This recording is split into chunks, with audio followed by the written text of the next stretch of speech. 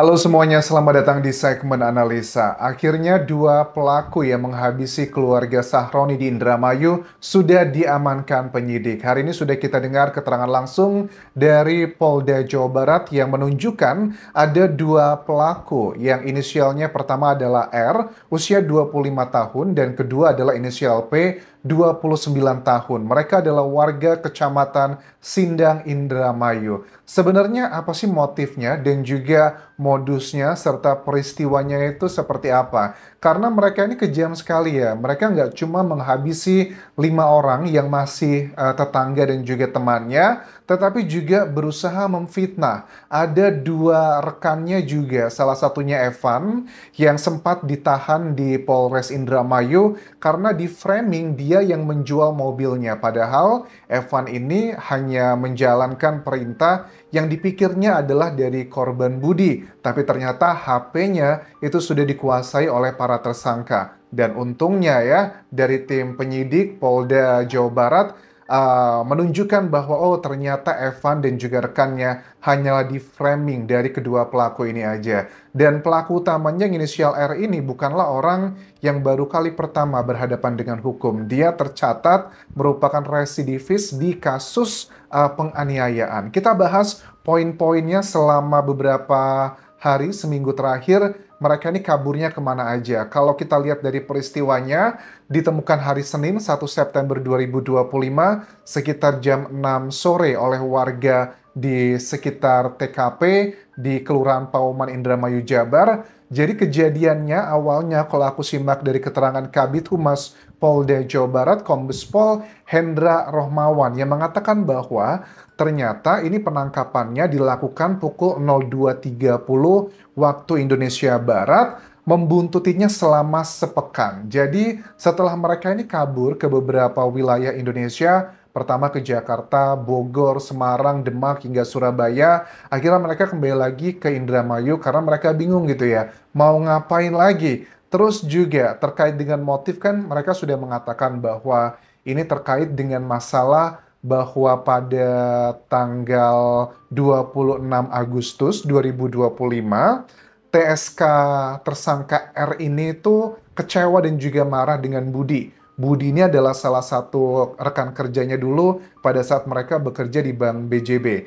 Nah, marahnya adalah gara-gara dia tuh sudah mau nyewa mobil Avanzanya seharga 750.000 dan uangnya sudah diberikan. Tetapi di hari itu, tanggal 26 Agustus, eh, tersangka R ini marah kok mobilnya nggak bisa jalan malah rusak. Terus dia cekcok, ribut, kemudian meminta uangnya dikembalikan. Tetapi Budi ngakunya bilang bahwa nggak bisa dibalikin sekarang karena uangnya sudah kepake untuk beli barang-barang, misalnya adalah untuk kebutuhannya di toko kelontongnya. Akhirnya terjadi cekcok, nggak lama dari itu dia pulang, dan di malam harinya tersangka R ini mengajak rekannya, tersangka P yang usia 29 tahun, itu datang ke rumahnya Budi ya. Dan di rumah Budi itu kan ada 4 anggota keluarga lainnya. Pak Saroni, kemudian mantunya, kemudian kedua cucunya. Dan keempat orang tersebut selain yang masih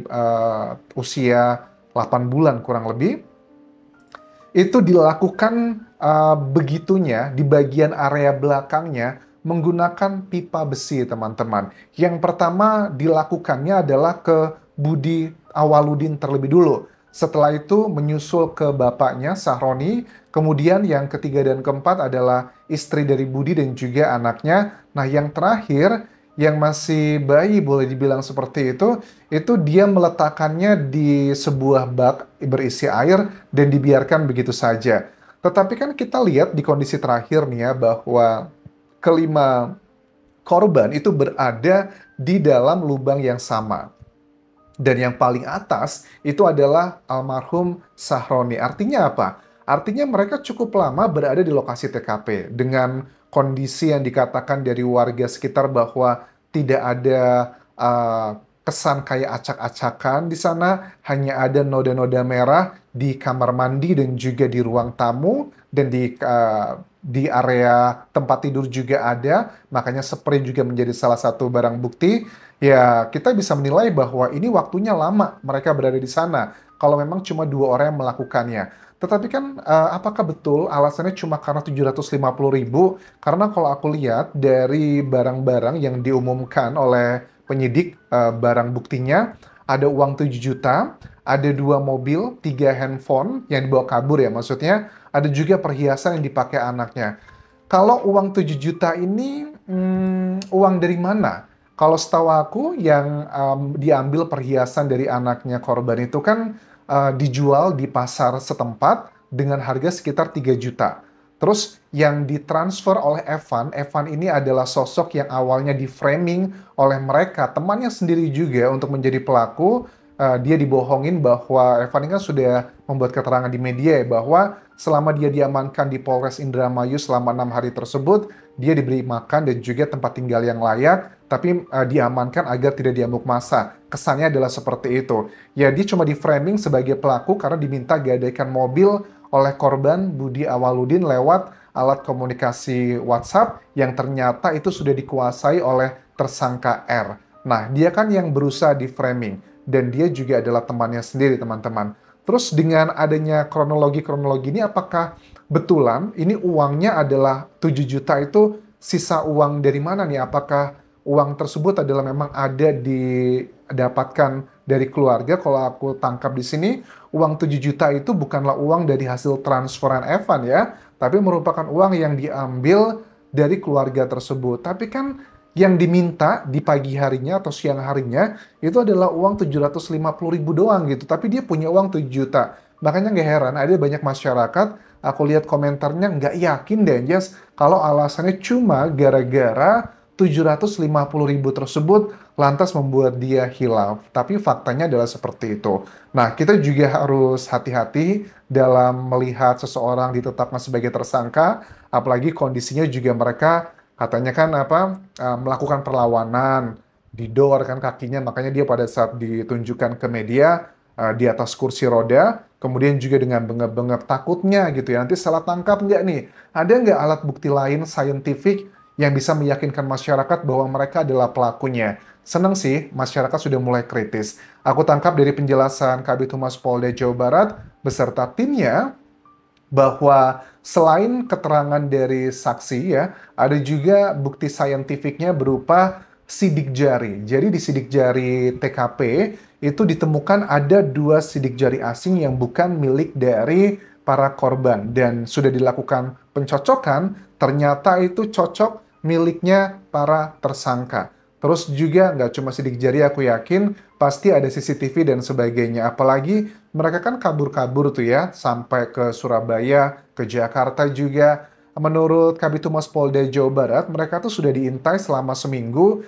Kami tunggu waktu mereka menggunakan HP saat keliling Pulau Jawa, dan pada saat mereka menghidupkan HP-nya, kami berhasil melacak di mana keberadaannya. Dan ternyata keberadaannya itu setelah mereka keliling-keliling kembali lagi ke Indramayu di tanggal 6 September 2025. Mereka tuh pura-puranya mengelabui petugas, katanya merupakan pekerja dari ABK Kapal Laut dan mereka mau berangkat kerja. Ternyata itu semua adalah kebohongan semata saja. Nah, yang paling aku ngebuat heran dari kasus ini, ada keterangan-keterangan yang di awal-awal dengan segala hormat bilang bahwa ada sosok yang katanya melihat Budi ini korban sempat membeli ayam bakar 5 katanya buat saudaranya. Kemudian banyak warga yang datang, kerabatnya juga mengatakan pada saat tiba di lokasi tidak ada barang-barang yang hilang. Tapi ternyata ada handphone. Kalau handphone kita wajar lah karena kecil. Tapi kalau 2 mobil yang nggak kelihatan itu kan cukup unik. Atau mungkin kerabatnya nggak tahu kalau korban itu punya 2 mobil. Ya ada banyak kemungkinan. Tetapi kan jelas 2 mobil itu yang berhasil dijual itu baru 1. Yang harganya 14 juta rupiah.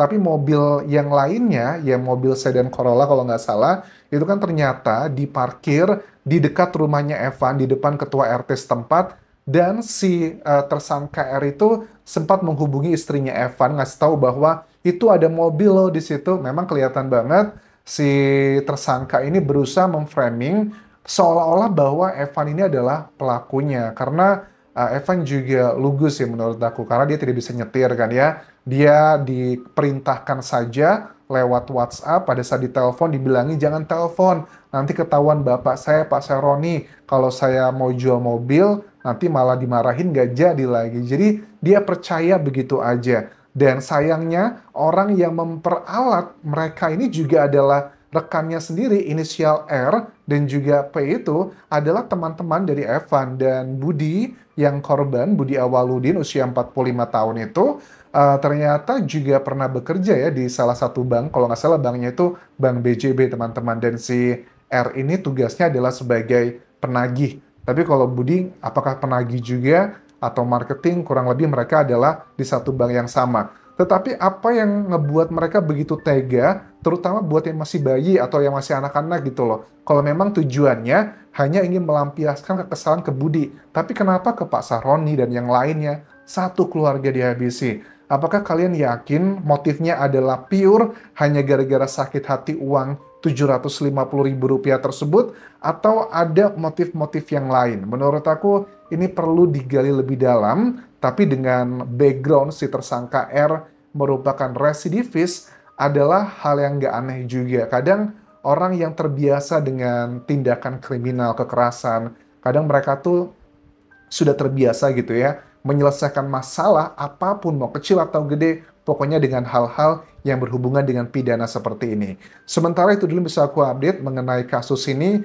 dan kita nantikan apakah akan ada plot twist terbaru dari kasus di Indramayu ini. Kalau ada update terbaru, silakan bisa kabarkan ke sosial mediaku lewat kolom komentar video ini, atau Instagramku, juga Facebook pageku, serta TikTok di Anjasa Asmara. Sampai jumpa semuanya.